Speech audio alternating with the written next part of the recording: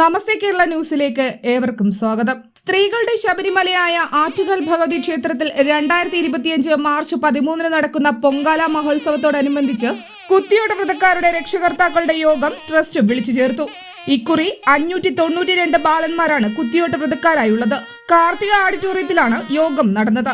Trust chairman S വേണുഗോപാലിന്റെ അധ്യക്ഷതയിൽ നടന്ന യോഗത്തിൽ trust president V Shobha, secretary K Sarath Kumar, joint secretary S Anumod, treasurer A Geethakumari, ഉത്സവ committee general convener Rajendran Nair, കുത്തിയോട്ട convener Sushilakumari തുടങ്ങിയവർ പങ്കെടുത്തു.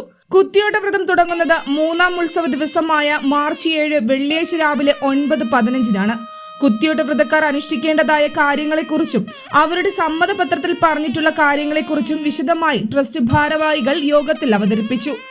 7 വ്രതക്കാർ അടങ്ങുന്ന ഓരോ ഗ്രൂപ്പുകളായിട്ടായിരിക്കും 9ാം ഉത്സവ ദിവസമായ മാർച്ച് 13 രാത്രി 11:15 ദേവിയുടെ പുറത്തെഴുന്നള്ളിപ്പിന് കുത്തിയോട്ട വ്രതക്കാരെ ക്രമീകരിച്ചിട്ടുള്ളത്. ഓരോ ഗ്രൂപ്പിനും മേളങ്ങൾ ഉണ്ടായിരിക്കും. കുത്തിയോട്ട വ്രതക്കാർക്ക് ട്രസ്റ്റ് വൈദ്യസഹായം അടക്കമുള്ള അതിവിപുലമായ ക്രമീകരണങ്ങളാണ് ഏർപ്പെടുത്തിയിട്ടുള്ളതെന്നും ട്രസ്റ്റ് ഭാരവാഹികൾ യോഗത്തിൽ അറിയിച്ചു.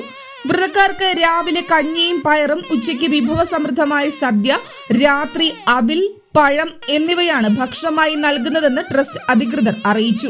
തുടർന്ന് ഓരോ ഗ്രൂപ്പിലേക്കുമുള്ള മേളങ്ങളുടെ ചേർക്കേണ്ട നറുക്കെടുപ്പും നടന്നു.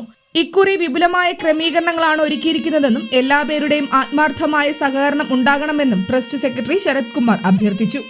News desk, Thiruvananthapuram.